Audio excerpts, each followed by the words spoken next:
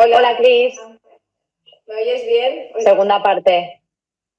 Sí, te oigo bien. ¿Tú a mí me oyes bien? Sí, fenomenal, todo guay. Hoy estoy bien. Pues nada, guay. Perfecta. Estamos guay.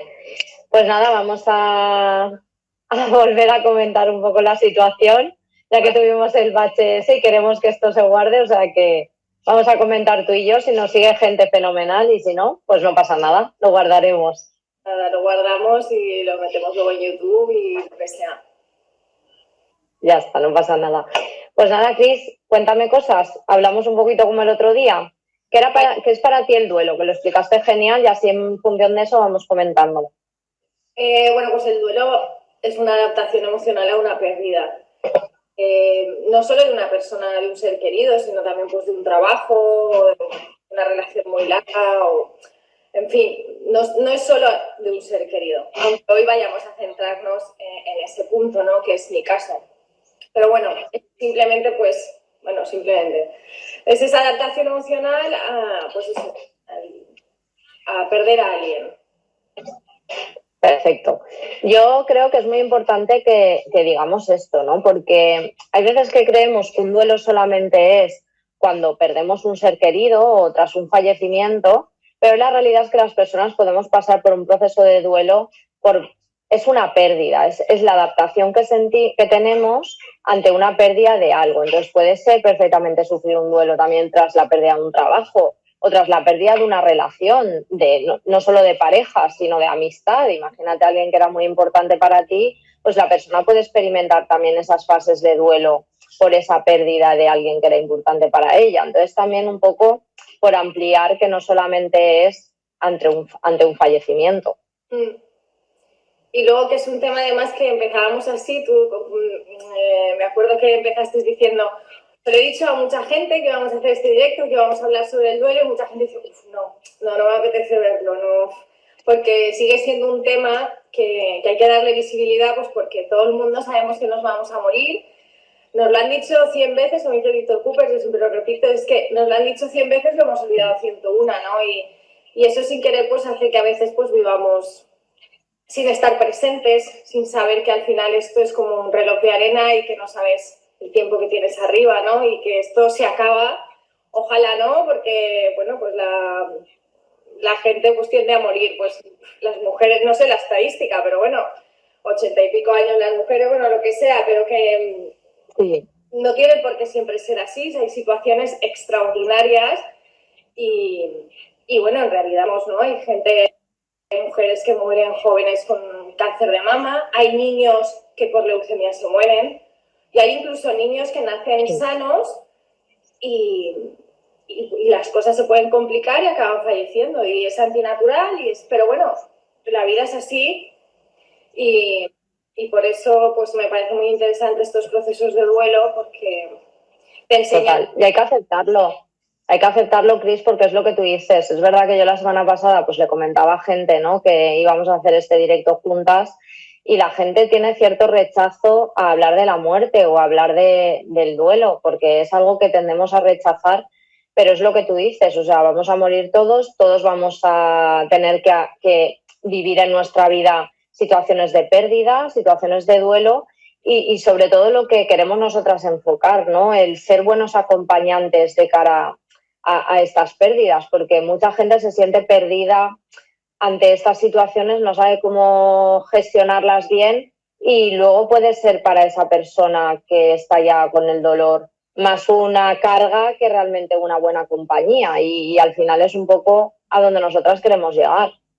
Sí, yo después de estos años y después de mis duelos, ahora explico lo que me sucedió, pero tuve dos reflexiones que sigo pensando mucho en ellas y uno es que no recibimos la educación emocional y no nos preparan para la muerte. O sea, sí, sabemos que nuestros abuelitos morirán, sí.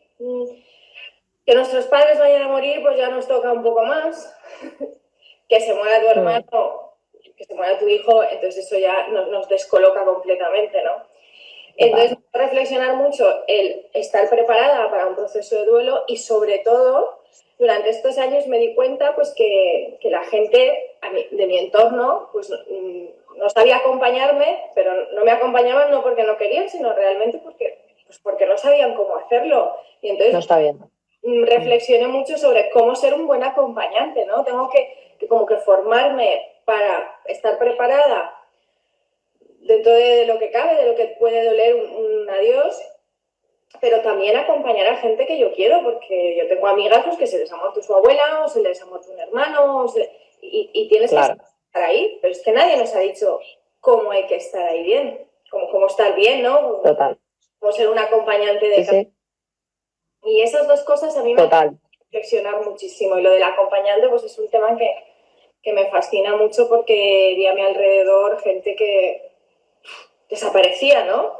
Y esto es tremendo, porque una persona que está pasando por duelo, por un proceso de duelo, está triste y está mal, que es justo y es legítimo.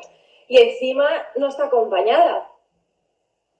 Y es más triste aún, ¿no? Se le suma eso que, claro. No, pues lo que faltaba. Ya tengo bastante con lo mío como para que encima mi entorno, que sé que me quieren, me abandone o no me apoye o no esté, claro. Sí. Eso me dejó súper impactada. Claro. Intento reflexionar mucho para, pues eso, que tampoco es tan complicado, no lo sé, tú seguramente tendrás muchos consejos. Yo para mí el primero es lo de la cultura que comentábamos con risa y con humor. Siempre intento pues tratar este tema que es tan delicado pues con un poquito de humor. Y si quieres, antes de pasar, Cris, si te parece bien, a los consejos, a ver cómo afrontarlo, si quieres podemos poner un poco a la gente en situación, ¿no? Si quieres, podemos explicar lo que son las fases del duelo un poco con tu experiencia, ¿no? Y así la gente que nos está viendo lo hilamos. Vale, bueno, cuento mi experiencia y luego hablamos de las fases por las que yo pasé, que bueno, que son las básicas y clásicas. Perfecto. Yo estaba embarazada de 2 niñas. Bueno, mira, antes de eso siempre cuento empiezo siempre con el embarazo de mis hijas, pero antes tuve un aborto natural y de 8 semanas. Y eso ya me marcó muchísimo. Luego comentamos qué comentarios se escuchan cuando hay un aborto y hay un duelo perinatal. Pero bueno, quiero empezar por esta parte, la dejo ahí, luego la retomamos. Vale. Y continúo con que yo estaba embarazada de 2 niñas y nacieron bastante prematuras, no eran prematuras extremas, eran 29 semanas, 1,5 kilos cada niña, está fenomenal, para 29 semanas. Y a las 2 semanas, Valentina desarrolló una sepsis, bueno, pues una infección suya, no fue nada del hospital, ni fue por la inmadurez de su sistema digestivo, y 2 semanas después falleció. ¿Qué pasó? Que cuando en la última operación, sobre el 4 de enero, cuando nos dijeron que la situación de la niña no era compatible con la vida, pues bueno, se lo comunicamos a mi madre que tuvo tal subidón de tensión, que tuvo un derrame cerebral. Ella ya había tenido uno en el pasado, hacía 13 años, y bueno, y fallecería pocas horas después. Entonces me encuentro bueno, yo vivía en Dubái, que no es que estaba aquí, yo vivía en Dubái y con mi marido.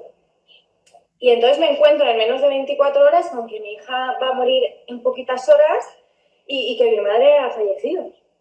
Y entonces es como una bomba, ¿no? Entras en ese primer estado de shock de decir, esto no puede ser, no me puede estar pasando, que es muy fuerte, ¿no? Que cómo puede ser, qué casualidad. O sea, claro. Fue muy fuerte. Muy impactante, claro. Exacto, fue súper impactante para todo el mundo, ¿no? Y lo sigue siendo. La gente dice, ¿pero cómo puede ser? Pues sí, ¿no? Por eso hablaba antes de las situaciones extraordinarias que nos toca vivir, ¿no? Porque sí, lo normal es que un embarazo sea vida y vaya todo normal. También es normal que todas las mujeres nos quedemos embarazadas y no siempre es así. Entonces, damos por hecho muchísimas cosas que es normal, pero no siempre ocurre así. Entonces, me encontré con este hecho extraordinario, estaba fuera de la norma y me encontré sola a 6.000 y pico kilómetros de distancia con una incubadora de mi hija Valentina que fallecería en pocas horas, luego fueron 11 días, y Lola, que ya estaba en la incubadora de mayores, que se dice que pues las que ya están abiertas, ya puedes ejercer de madre, porque esto es otra cosa que se va a añadir, que es las madres de hijos prematuros pues no pueden ejercer la maternidad enseguida, ¿no? Es que Claro. les das el pecho, el biberón, les cambias el pañal, esto no existe. Entonces se me juntó las dos muertes y el comienzo de los dos duelos con poder ejercer la maternidad. Y pues ya te digo, fue una bomba, fue muy fuerte, muy fuerte. Entonces, pues eso, Mucho. pasé por este estado de shock y luego la primera fase más famosa del duelo y de la adaptación emocional es la negación. Es lo típico de no puede ser. No puede ser. Es como, esto es una broma. Y luego, pues con el tiempo empiezas ya a negociar y negocias contigo misma. Hay momentos que dices, pues sí, esto es lo que ha pasado, y otros momentos que dices, no puede estar pasando. O sea, ¿cómo puede ser que mi hija y mi madre se mueran el mismo día? Prácticamente. Bueno, a mí la noticia es que me la dieron en menos de 24 horas. Independientemente de que Valentina falleciera 11 días después, para mí es el mismo día. Todo junto, claro. Todo junto. Y entonces, pues eso, esa negociación, esa segunda etapa del duelo, en la que, pues, a veces dices, sí, pues esto es lo que me ha pasado, qué fuerte, estoy fatal, tal, y por otro lado empiezas, no puede ser, espérate. Y te pellizcas en plan, te levantas por la mañana y a veces dices, dime que esto no está pasando. O sea, no. Y sí que está pasando. Y luego te enfadas muchísimo. La etapa del enfado, pues también es bastante fuerte, ¿no? Porque es una rabia, pero es que es un dolor.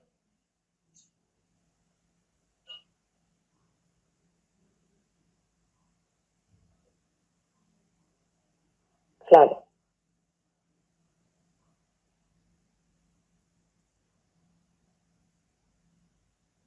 Espera, Cris, que te he perdido. No sé si está funcionando. ¿Los demás oís?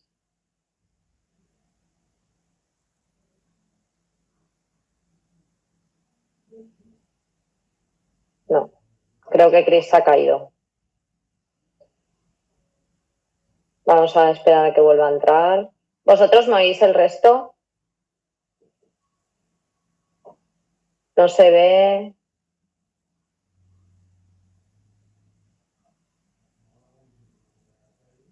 Vale, a ver, ya tenemos aquí otro ratito. A ver. Ahora me he puesto con el teléfono otra vez. Nada. ¿Qué pasa? Pero voy a tener que cambiar No te de preocupes. localización por el tema de Nada. De la cobertura. De la cobertura. Esperar, darme un segundo que voy a poner. Pues Cris, ponte donde tú estés cómoda y se vea bien. Si aquí lo importante es que se nos oiga. Estáis ahora en mi baño. Voy a traer el cargador y me voy a poner en otro sitio, ¿vale? Porque tengo miedo. Vale. Ya está, lo cogeré con la mano. Así. Nada, donde tú estés cómoda. Y que se me canse mucho el brazo. Bueno, pues nada, eso estaba diciendo que el tema del enfado. El enfado, ¿no? Que eso es un tema súper fuerte. La verdad es que yo sentía dolor físico y bueno, no lo hemos comentado, pero algo que para mí fue fundamental cuando ocurrió todo eso fue buscar ayuda y tener una terapeuta y una psicóloga. La labor que hacéis vosotros y pues la verdad es que es fundamental, acompañáis muy bien y nos dais herramientas para la gestión de emociones que no sabemos hacer. O sea, que estamos, la verdad es que... Nadie nos ha enseñado, Cris, es que nadie nos ha enseñado a esto, ¿no? A soportar las cosas que a cada uno nos toque en la vida, porque igual no te toca nada, que igual te toca vivir una historia como la tuya, que le pasa a miles de mujeres, que parece que bebés no fallezcan o que no pasen estas situaciones como inusuales, pero es que sí que pasan. Hay accidentes todos los días, hay muertes repentinas, hay muertes de hijos, bebés. No siempre es el transcurso como natural de la situación y nadie nos prepara, ¿no?, para estas pérdidas emocionalmente, y entonces al final pues nosotros somos los encargados de un poco entrenar esto, el poder dar esas herramientas para ir acompañándoos e ir dándoos a medida que podemos ir avanzando. Pues sí, a mí me ayudó mucho. Yo recuerdo en ese momento de enfado, en esa etapa inevitable de estar enfadada con el ginecólogo, las enfermeras. Bueno, estás enfadada con todo el mundo, o sea, hasta con el que pasa por la calle le culparías a él también. Todos son culpables, todo es un desastre.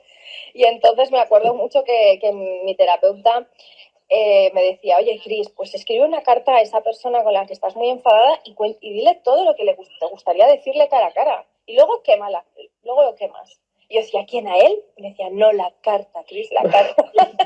Y yo, vale, porque tengan ganas de quemarle a esa persona, ¿no? Y entonces pues yo escribía mucho y luego me decía, cuando acabes de escribir, la rompes. Bueno, quemar no, pues porque Dubái es muy peligroso y allí enseguida se encienden todos los edificios y es una locura. Entonces, no, vamos, la gente no fuma ni en los balcones. No. Y entonces recuerdo eso, que luego me decía que diera golpes. Claro, yo tenía una cesárea pues que a mí me dolía mucho y me costó bastante recuperarme. Pasados muchos meses seguía teniendo dolores y entonces pues con almohadones en el sofá no podía ir a boxear si no hubiera sido perfecto. O sea, quien pueda, cuando sienta eso, ir a soltar, hacer como una catarsis física y liberarse de todo ese enfado, ¿no? Y me vino súper bien. Por eso me parece muy importante vuestra figura, porque eso a mí nunca se me hubiera ocurrido. En cambio, los terapeutas sabéis esos truquitos que, a ver, que no es magia, que vosotros no tenéis la varita mágica, que en realidad quien tiene la varita mágica en parte es la persona que pasa el duelo en querer, pues eso, luchar para poder salir poco a poco, sin querer acelerar el proceso, porque el proceso es el que es y cada uno tenemos unos tiempos, se habla más o menos de un tiempo mínimo de 1 año, ¿no? Pero bueno, yo pienso que cada uno, pues bueno, somos como somos. Muy subjetivos, sí. Claro. Es muy individual, porque al final es la actitud que tenga la persona, un poco el entorno que tenga, ¿no? También sí que sea más propicio o menos, pero sí que es verdad, Cris, que lo que tú dices, o sea, los psicólogos al final tampoco tenemos la varita mágica, sino que la persona tiene que dejarse llevar, poner en marcha las herramientas, ¿no?, que va aprendiendo y tener una actitud a favor de salir adelante. Si no, evidentemente, ni el mejor psicólogo del mundo te va a sacar de la situación. Y la verdad es que es muy difícil porque, bueno, la siguiente etapa también después del enfado y tal es realmente la depresión, es realmente estar muy triste. Yo tenía una niña prematura en casa que tenía que criar, que cada 3 horas tomaba biberón y no podía dormir más de 1 hora y media. Entonces era como muy... no podía descansar, no tenía que estar continuamente activa cuidando a Lola y... Claro. En fin, era muy agotador, pero eso hizo que yo saliera. Pero hay gente pues que no tiene ese motor, como para mí era Lola, y entonces pues entiendo a esas personas que se quedan en la cama y dicen, es que no me puedo levantar, o muchas veces hemos visto también en películas la gente que padece una depresión, o sea, que no puede ni ducharse, ¿no? Pues es que el simple hecho de ir a ducharte, de ir... es un esfuerzo súper importante, o sea, para esa persona es un súper esfuerzo, lo que en otras condiciones haces en automático.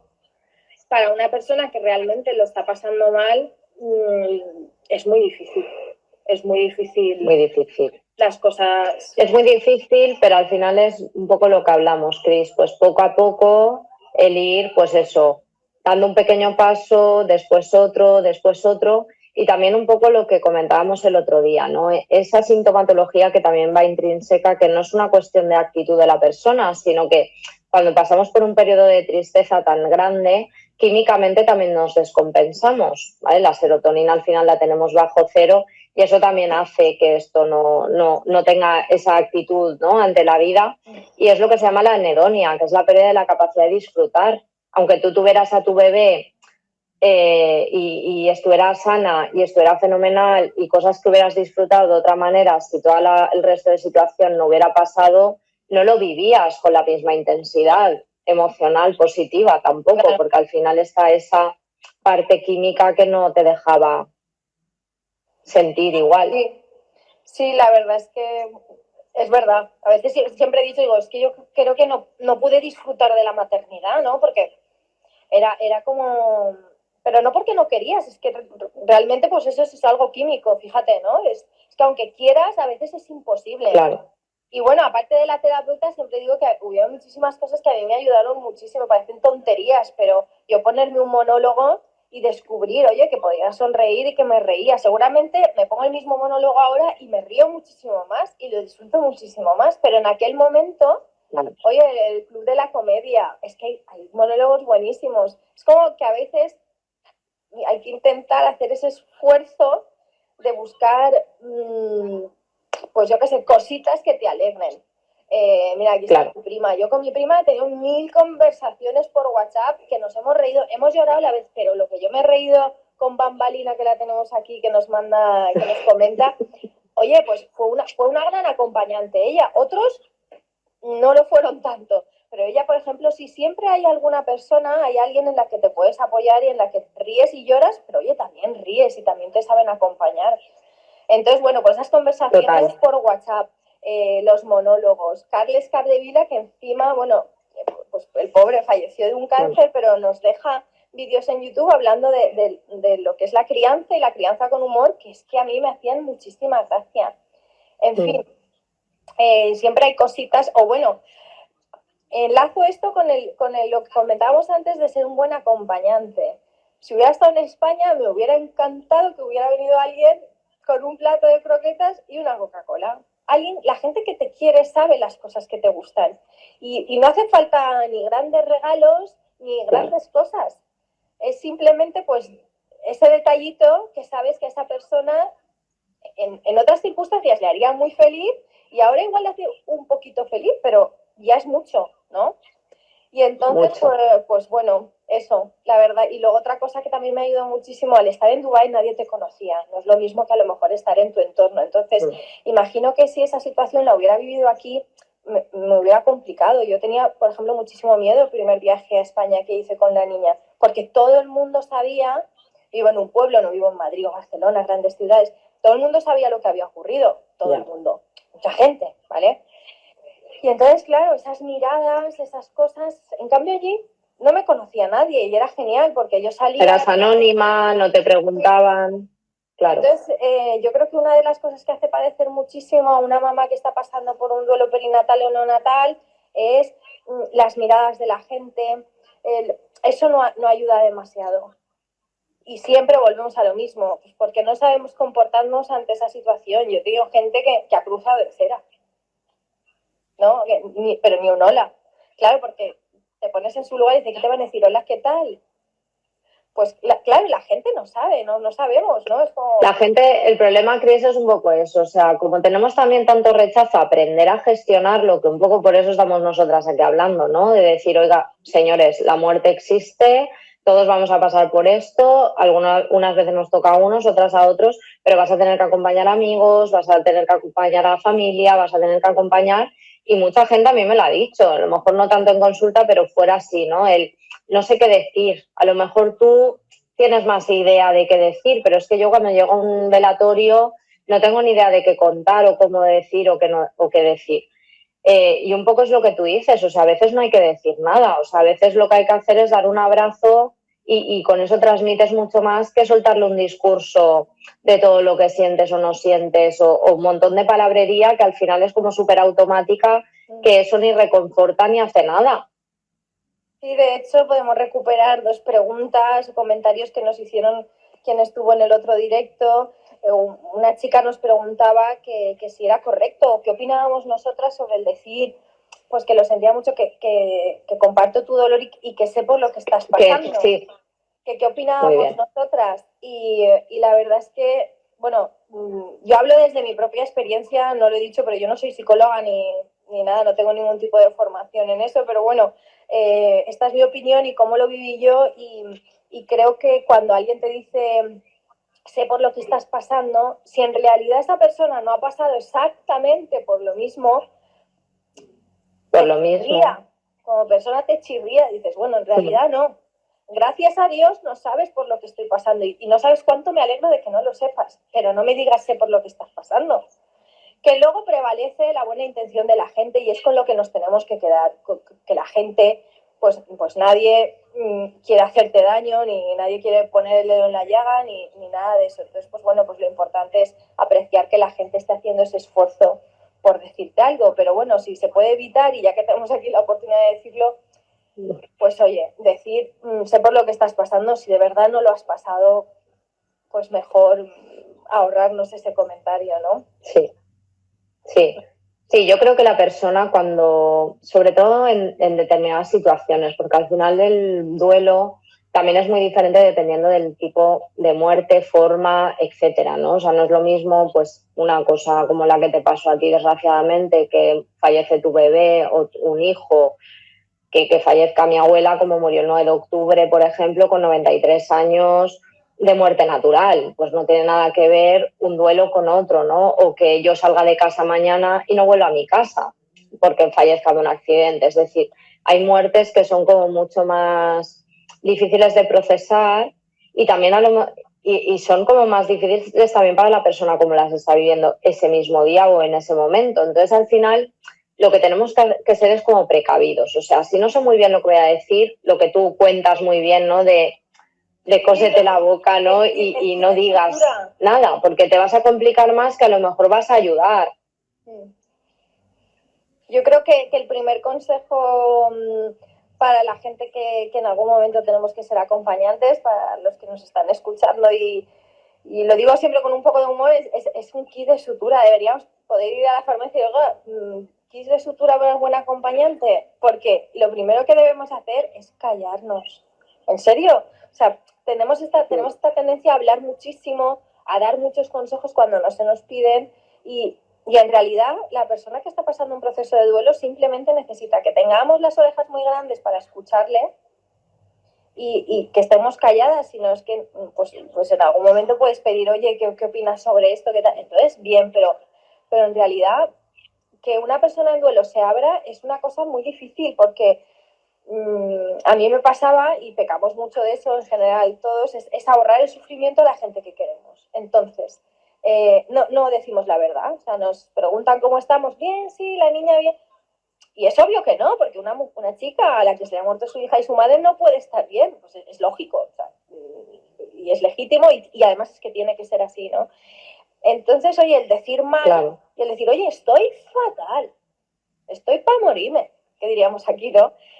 Claro. Nos cuesta mucho abrirnos y decir, oye, pues estoy fatal, pues sí que necesitaría hablar. Pero como tienes ese miedo de, jolín, es que si esa persona me quiere y escupo, ¿no? Todo y vomito todo lo que tengo aquí, esa persona lo va a pasar fatal, porque le voy a hacer sufrir muchísimo, ¿no?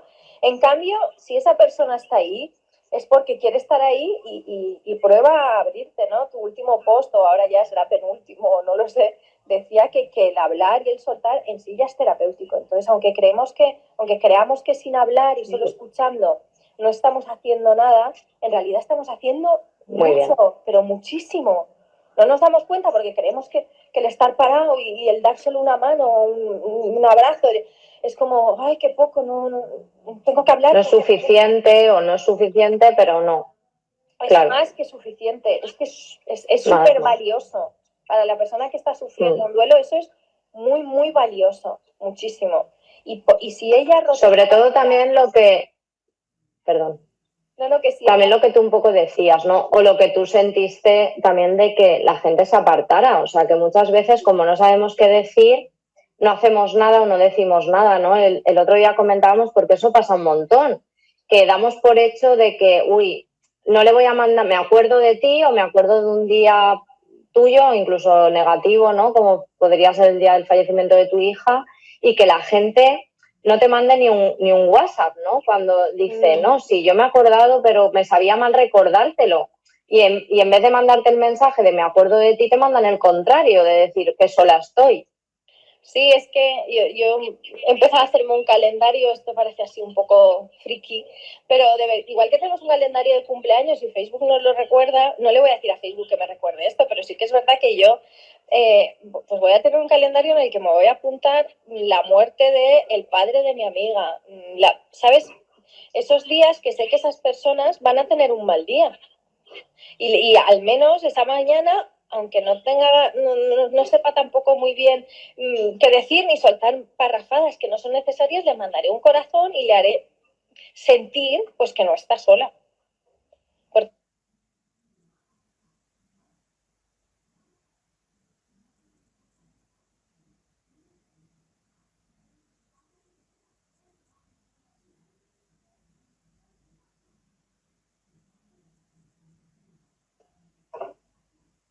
A ver, ¿os oís? ¿Ahora me oyes? Sí, ahora. Es que hace ahora muchísimo sí, viento aquí. bueno, estaba haciendo. Entonces yo creo que igual la conexión por eso nos da un poco de problemas. Vale. Que decía que es muy triste cuando es el primer aniversario de la muerte de tu hija que nadie se acuerde. ¿Cómo puede ser? ¿Sabes? Y a lo mejor, pues lo que tú decías, a lo mejor se acuerdan y no te dicen nada porque no saben qué decirte, pues no te lo quiero recordar. Pero es curioso, pero ¿cómo me vas? A ver, vamos a ver, que cuando un hijo se muere lo recuerdas todos los días. Que es que no hay suficientes años en toda la vida para olvidar la muerte de un hijo, no hay años, no hay vida suficiente. Entonces, no me vas a recordar algo que yo no consigo olvidar. Y este pensamiento tenemos que tenerlo muy, muy claro, ¿no? Si alguien se te muere tu padre, yo ese día no te voy a recordar nada que tú no recuerdes el resto de 365 días del año. Entonces, el quitarnos un poco esa barrera, ese miedo de escribir y de hacer notar que estamos aquí y que somos humanos. Además, realmente, si te das cuenta, es como mucho más importante, porque al final que te feliciten el día del cumple, pues bien, ¿no? O sea, está bien, pero ya tú de por sí ya es un día como más feliz, ¿no? O más positivo. Pero en cambio un día duro es el que realmente necesitas más ese apoyo de los demás o ese que te echan de menos o que saben por lo que estás pasando. Y en cambio lo hacemos al revés, ¿no? No fortalecemos o reforzamos esos días para demostrarle al otro que estamos ahí. Pues sí, la verdad es que es curioso, por eso te decía que Facebook nos recuerda esos días que, pues que esa persona se supone que tiene que estar contenta por cumplir años y los días más difíciles donde de verdad sí que necesitamos que nos acompañen, pues pasan desapercibidos, ¿no? El otro día leía que había que la media más o menos es que a los 3 meses después del fallecimiento la gente como que se le olvida que estás en duelo, ¿no? Han pasado solo 3 meses. Es tristón, o cosas tristonas, ¿no? Por eso hay que reflexionar cómo aprender y poder acompañar a la gente que queremos que pase por ese proceso, porque es que lo vamos a pasar todos nosotros y lo van a pasar la gente que queremos. Porque si hay algo que no podemos evitar y hay algo, la única certeza que tenemos en esta vida es que todos nos vamos a morir. Eso seguro. Y además yo diría lo que hemos dicho, Cris, que si no sabes qué decir a nivel, pues no hace falta que mandes un mensaje de texto, un WhatsApp con una parrafada que no te aclares ni tú o lo que sea, sino con un simple corazón, con mandar unas flores a casa, un peluche, un algo que ya le estás diciendo, oye, yo estoy aquí, si quieres algo, me dices. Pues sí, no es que no se necesita tanto. Pero bueno, yo lanzo ahí el reto de eso, de que pues eso, intentemos apuntarnos para que tampoco se nos olvide, tampoco tenemos que tenerlo todo en la cabeza, ¿no? Entonces, pues bueno, crear herramientas que nos sean útiles pues para mejorar como personas, como amigos, hermanos, como todo, ¿no? Y no hay nada más bonito que conectar con las personas y conectar con las personas que de verdad lo necesitan y estén pasando por un mal momento. Que al final vivimos de emociones y conectar con las personas es súper bonito. Así que, pues sí. Esa sería un poco la clave. Hay una cosa que me surge la pregunta y me pasa mucho en la consulta, de muchas personas les pasa. No hace falta que les pase un fallecimiento, pero sí cuando algo no sale no como esperamos. Tú antes decías que es muy importante ir saliendo poco a poco, la risa, ¿no? El volver a reír, el volver a salir. Pero mucha gente cuando en una depresión, sin tener que haber un duelo ni nada, pero ya les pasa, ¿no? O sea, parece que cuando me divierto me viene esa culpa de no, es que a mí no me toca estar bien o no me toca ser feliz, ¿no? Aún. No sé tú eso cómo lo gestionabas, si te pasabas, si no, porque a veces pasa y es un poco complicado de que la persona entienda que no, que ya ha sufrido bastante y que no hace falta sacar el látigo para continuar. Mira, a veces eso yo no sé por qué nunca lo he sufrido ni me he fustigado con eso. Yo, si me apetecía hacer algo, pues lo hacía. También es verdad que criando a una niña tampoco es que puedas hacer grandes cosas que te puedas sentir culpable, ¿no? Pero no, nunca tuve ningún problema en irme a hacer una manicura o que era mi forma un poco de divertirme una horita y pues eso, intentar cuidarme un poco y de pensar, aunque fueran unos minutos, ¿no? Porque estás todo el día con el mismo tema y, oye, si descongestionas un poco la mente con unos minutos para ti y para hacer algo que te haga sentir un poquito mejor, pues es fenomenal y lo recomiendo mucho, ¿no? Pero nunca tuve el sentimiento de culpa de estar haciendo algo que no me corresponde porque se supone que yo tengo que estar súper triste y súper mal. Es más, hallaba en mí esa capacidad de, oye, que me apetece hacer esto, pues vamos a hacerlo. Y muy bien. yo creo que un poco lo que te comentaba antes de que en Dubái pues no me conocía nadie, ¿no? A lo mejor aquí hubiera sido raro si al fallecer mi hija, al mes me hubiera ido a tomar unas cervezas y hubiera estado con un grupo de amigas y me hubiera reído. Quizá la gente me hubiera mirado en plan, ¿en serio? La chica no está bien, ¿no? En plan, ¿cómo puede ser? Pero si yo me lo hubiera podido permitir, si una persona en duelo después de un mes puede salir, tomarse una cerveza, sonreír con sus amigos y echarse 4 risas, ole y que lo haga. ¿Sabes?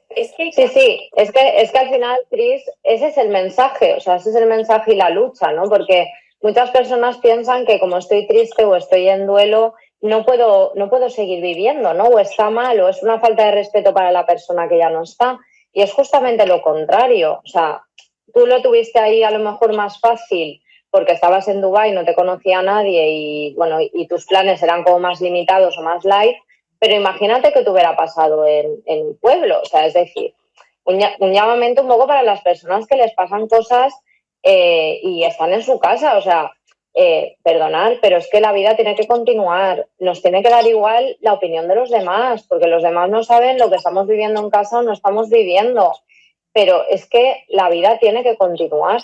Y tiene que continuar porque ya tengo bastante con lo que he tenido la mala suerte de vivir para que encima yo prolongue esa agonía, ese malestar y me vaya penalizando encima los pocos ratitos que tengo, que tampoco es que sean, como hemos dicho antes, la panacea, porque hay anedonia, porque hay pérdida de la capacidad de disfrutar y porque he perdido algo que era muy importante para mí y que la vida no va a ser la misma.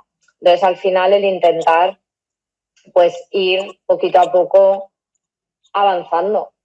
Sí, yo creo que en esto que estás comentando, para mí la lectura correcta es, oye, si siento de verdad y me hace bien el irme a tomar algo, me tengo que quedar con eso, porque hay gente que es incapaz, pero si de verdad tengo esa cosita de salir a tomarme algo, aunque haya pasado un mes, como si hayan querido pasar 2 años. Yo creo que al año yo pude salir por ahí a tomar algo y yo creo que había gente que me miró y me decía, ¿cómo es posible? Mírala, pues qué bien. O, esta chica, yo estaría fatal. Bueno, vale, tú estarías fatal o esta chica igual está fatal y sale, pero ya solo el hecho de decir, oye, mira, no, me voy a salir, me voy a tomar algo Sí, de verdad hay gente que es tan incapaz, pobres, que es que no pueden, que ya solo el hecho de que tú puedas, hazlo, es que es una señal pues maravillosa y brutal. Total. Pero además yo diría las dos partes, es decir, si nosotras como personas estamos fuera viendo que una persona que ha pasado por un duelo tan duro como el que hemos estado hablando nosotras o como otros que me han comentado, estoy viendo que la otra persona está saliendo adelante, en vez de criticar o en vez de decir, uy, pues fíjate, pues no le dolería tanto o no, al contrario, vamos a alegrarnos de la persona porque, oye, la vida tiene que continuar, quedan años por delante, no es y es que es positivo, o sea, es positivo. Yo recuerdo una chica que vino ella a trabajar conmigo y lo que había perdido es una de sus mejores amigas, había perdido su hijo con 10, 11 años, bueno, el mejor amigo de su hijo, de cáncer con 10, 11 años. Y ella me decía, es que yo no sé cómo puede venir a la falla o no sé cómo puede salir adelante o no sé cómo meses después ya están buscando tener otro hijo, porque yo no podría, ya, pero es que tú no eres esa persona. O sea, el vivirlo en primera persona también te da otras emociones distintas a las que podemos sentir desde fuera. Y si ellos ya están intentando seguir adelante y no está llorando en los rincones todo el rato, pues ya hace bastante esfuerzo y es de halagarlo, no de tirarles piedras sobre su propio tejado, porque como muy bien has dicho tú antes, un duelo no tiene tiempo, pero tampoco quiere decir que lo hayan superado y ya eso les dé igual, sino simplemente están intentando seguir con la vida. Se están adaptando a estas circunstancias y brillar con el alma rota es de las mayores conquistas que podemos hacer. Aunque te sucedan cosas fatales en la vida, porque a todos nos van a ocurrir, a todos. Conseguir brillar, conseguir ser feliz después, lograr ser felices cuáles sean las circunstancias que nos toquen vivir, es la mayor conquista que nosotros podemos hacer. Yo esa frase a mí es que me encanta, me siento súper identificada. Yo tendría un montón de motivos para estar triste, para estar mal, para no ni trabajar, para estar hasta aquí de medicación, no lo sé. En cambio, conseguí trabajarme gracias a la terapeuta y gracias también a mí, querer salir de eso y hacerlo pues de esta manera, ¿no? Que está bien, que brillar con el alma rota es maravilloso. Pero es que todos en algún momento nos va a romper el alma. Porque sí, pero mucha gente no tiene esa capacidad. O sea, por eso también tu testimonio, Cris, me parece un súper buen ejemplo de perseverancia y de crecimiento personal, porque ante la adversidad muy grande, o sea, muchas personas no han pasado por una situación tan dura como la tuya y tienen a veces hasta mucha peor actitud frente a la vida. Entonces, al final es como, eres un ejemplo tú y mucha gente que ha vivido situaciones así de duras y que al final pues le ha sabido dar la vuelta, ¿no? Y intentar enfocarlo pues como que, bueno, son cosas que pasan, ojalá no me hubieran pasado, pero tengo que aceptarlo y continuar.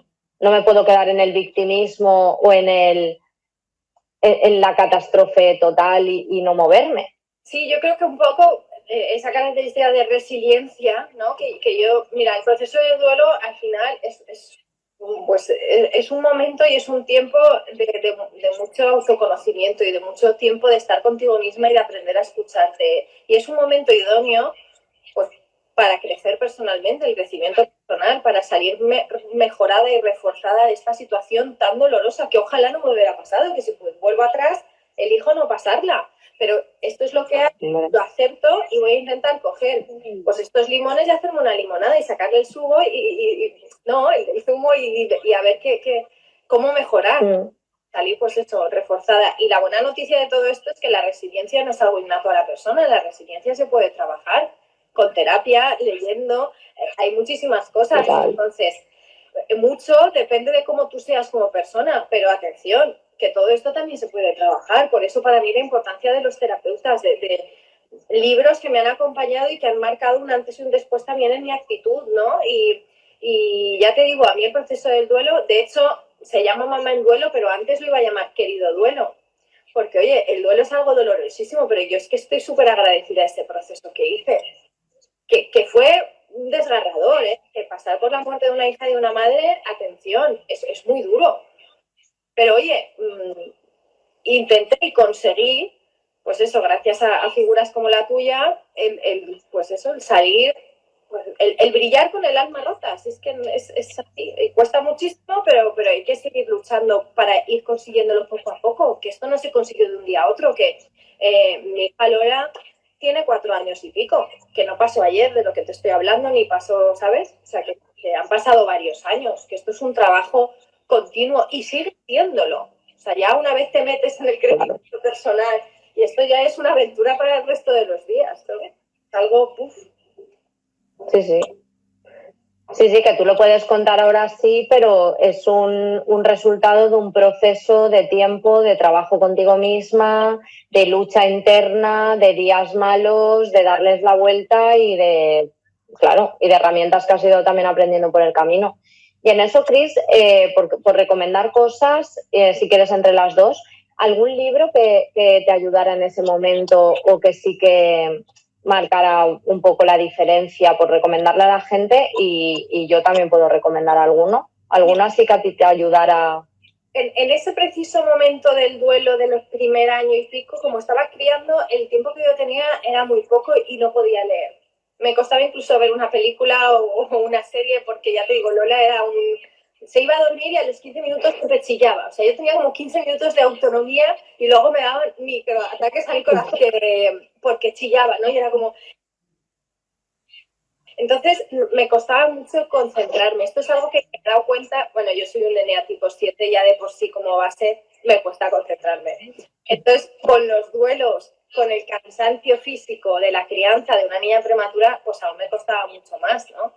Entonces, no leí hasta hace como 2 años. O sea, estuve prácticamente, para que nos hiciéramos una idea, como unos 2 años casi sin leer. Y yo la verdad es que a mí siempre me había gustado leer. Nunca había leído libros de crecimiento personal ni autoayuda. Era más de, pues, de thrillers, novelas, cosas que de verdad me entretenían.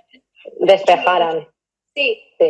Pero sí, ahora últimamente he leído 2 libros que me ayudaron, que me han ayudado y que me gustan muchísimo. Bueno, Víctor Coopers me gusta muchísimo. Tiene un libro, lo que pasa es que no recuerdo el nombre, pero bueno, yo creo que es de sus primeros libros, que no tiene nada que ver con la economía ni nada, que él también trabaja esa parte, sino habla, pues eso, el ir por la vida con 2000 vatios, ¿no? Que la gente después de estar contigo se vaya mejor de cuando había llegado, de estar contenta, de tener esa energía. Y bueno, ese libro a mí me gustó muchísimo porque me sentí reconocida, que a pesar de todo lo que me había pasado, pues yo seguía siendo una persona que, pues eso, pues que emanaba un poco de alegría y que y eso, que seguía pues con humor y alegría por la vida. Y otros libros que ahora últimamente, y recuerdo perfectamente, el de Javier Iriondo, La vida te está esperando, a mí me parece brutal. Y El poder de confiar en ti, de Curro Cañete, también. O sea, yo estos 2 libros los recuerdo porque han sido en los últimos meses, son geniales. Curro Cañete además tiene ejercicios súper guay para, bueno, pues las afirmaciones positivas que ayudan muchísimo, muchos ya las conocen, y para ganar confianza. Y a lo mejor en un proceso de duelo, escribir todos los días, voy a salir de esta y voy a conseguir volver a ser feliz, y escribírtelo todos los días, pues tenga un efecto positivo a medio y largo plazo, no en un momento. Nadie escribe voy a ser feliz o voy a salir de esta y sale, ¿no? Como decíamos, no hay varitas mágicas. No las tienes tú ni las tiene la propia persona. Es un trabajo continuo de la persona que está en proceso de duelo, pues por querer salir un poco, aunque cueste muchísimo. Sí, pero todo va ayudando al final, y al final es la actitud y las ganas que le pongas a hacer cosas. Yo creo que el libro de La vida te está esperando, de Javier Iriondo, puede ser muy buena opción para, en general, la gente de crecimiento, porque al final nos pone de una forma muy... en una historia, no tan libro de autoayuda como es el de Curro Cañete, que sí que es más libro de autoayuda, más clásico. Pues con la historia de Sofía, ¿no? Sí que nos pone un poco más en tela de juicio, ¿no? El ritmo de vida que llevamos, las cosas que son importantes, y habla un poco de lo que estamos hablando tú y yo, ¿no? Que mucha gente no despierta a la vida hasta que no hay una muerte cerca, y al final es una pena porque no hay que esperar a que eso pase para que digamos, ostras, está mi reloj cuenta atrás, ahora voy a disfrutar de esas pequeñas cosas, sino voy a disfrutarlas desde ya que a mí no me ha pasado, ¿no? Y tener en la mente lo que tú has dicho al principio, que esto no es eterno, que nos vamos a morir, y que cuanto antes nos demos cuenta, más viviremos. Sí, además es que relativizas también todo bastante. A ver, yo no es que tenga en mente todos los días, te vas a morir, te vas a morir. No vivo así, ¿eh? Pero soy consciente, porque lo vi, pues que la vida, pues es que es cuestión de segundos a veces. Entonces, a lo que antes le dabas una importancia, o tenía para ti una importancia brutal, pues ahora mismo dices, oye, pues bueno, pues tampoco es para tanto, ¿no? Fíjate, ahora con el confinamiento, ¿no? Antes no parábamos fuera de casa y todo era importante y teníamos que ir aquí. Y ahora de repente te encierran en casa, oye, y la vida continúa, y sí que habían cosas importantes, pero la mayoría era una urgencia que creábamos nosotros como urgente, ¿no? Y no pasa nada, ahora muchas llevamos las mechas aquí, otras las canas allá, ¿sabes? Hay muchísimas cosas que parecían de urgencia y íbamos imprescindibles con la lengua afuera, y te das cuenta que, vamos a ver, pues tampoco es tan importante. ¿Que nos haga sentir mejor? Pues vale, que tenga un efecto positivo. Bien, sí, pero vamos al meollo de la cuestión. ¿Es tan vital? ¿Es tan importante? No. Yo creo que ese sería el mensaje genial que estaría muy bien que todos interiorizáramos, ¿no? Íbamos a un ritmo de vida en la que todo era importante, el trabajo, no sé qué, no sé cuántos, y ahora mismo la vida se nos ha parado y la vida pues continúa, ¿no? Y hay un montón de cosas que no eran necesarias o urgentes, sino que eran, bueno, accesorias y que si están bien y que si no están, no están. Y también lo que tú dices, ¿no? El que no esperemos a que nos pasen cosas así tan gordas para realmente disfrutar de la vida. A ti, por ejemplo, sí que te cambió la mentalidad, es decir, tú después de tu proceso eras distinta a antes en esto de catastrofizar o darle más importancia a cosas que no lo eran. Sí, sí, muchísimo más, muchísimo más. A mí, ya te digo, a mí todo este proceso me ha abierto un mundo, aparte de descubrirme, o sea, de tener el tiempo para conocerme mejor, para autodescubrirme y autoconocerme, me ha hecho cambiar en muchísimas cosas. Y me ha reforzado muchísimas cosas, y luego también, pues en otras que también estaba súper equivocada, ¿no? Pero, no lo sé, yo ahora soy más disfrutona, me agobio menos de las cosas. No, yo qué sé, no lo sé. Es que me has pillado un poco la pregunta, pero es como, no lo sé, si antes a lo mejor, fíjate, si antes a lo mejor hubiera estado en alguna discusión o algo, ahora, ¿para qué? O el enfado, ¿no? Si antes me hubiera enfadado o molestado por algo con alguien, ahora mismo, bueno, uno intento pensar por qué me crea tanto malestar esto, y luego el enfado, pues intento un poco transformarlo y tal, y decir, mira, ¿sabes qué? Aunque no tenga la persona delante, pero mira, aquí desde mi soledad, imagino que estás delante de mí, y yo te perdono a ti. Me perdono a mí, pues he hecho algo y continúo. Y ya está. Es que a veces no tengo ni que hablar con esa persona, ¿no? Suelto esto y continúo. Entonces, en muchísimas cosas, pues he cambiado mucho, pero ya te digo, porque antes pues no leía libros de autoayuda, no tenía esa cosa de querer estudiarme y conocerme más a mí misma, cuestionarme mis creencias y cuestionarme un montón de cosas que a veces es muy doloroso, pero que es tan útil, ¿no? Y claro, soy muchísimo más feliz ahora que antes de la muerte de mi hija y de mi madre, y esto suena fatal, ¿no? Porque puede ser, ¿no? Porque la muerte de su hija y tu madre debería verse, pues yo soy más feliz ahora que antes. Y esto es como una de las cosas con las que me quedo, ¿no? O sea, es increíble. ¿Cómo puedes ser más feliz? Pues sí, claro que sí. Porque vives más presente. Porque vives sin pensar que eres inmortal. ¿Qué pasa con la gente joven? Pues eso, que viven como si esto fuera eterno. Bueno, gente joven y no tan joven, nosotras, ¿no? Que seguimos jóvenes, pero que ya tenemos una cierta edad, ¿no? Pues a veces vivimos pensando que, pues que esto va a ser para siempre y que si no, lo que comentabas tú también. Y que me dará tiempo y que no pasa nada y luego igual no te da tiempo, igual sí que pasaba y que hay que vivir más en el presente, sí. Ya haremos ese viaje, por dentro de unos años. Chica, puedes hacerlo ahora, hazlo. Esa botella de vino, no, una buena ocasión. Es que hoy ya es una buena ocasión. A ver, pues todo tiene un límite, ¿no? Pero que el disfrutar un poquito más de las pequeñas cosas, en hacer menos planes de futuro, porque cada vez el futuro es más incierto, yo al menos así lo vivo. Yo hago planes de futuro, tengo que comprarme un vuelo y porque es más barato. Pero en general, pues vivo diciendo que es que en realidad no sé lo que va a pasar de aquí a un mes. No sé, mi hija estaba sana y en 24 horas ya no estaba.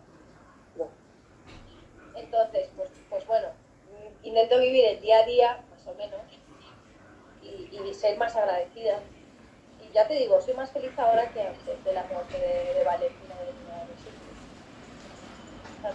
Porque yo creo que al final esas experiencias son las que te enseñan a eso, a darte cuenta de las cosas y es duro, pero un montón de testimonios, ¿no? Dicen que después de un cáncer o después de una enfermedad grave ese chip te cambia y empiezas a valorar cosas, empiezas a discutir por cosas que no tienen importancia, relativizas más.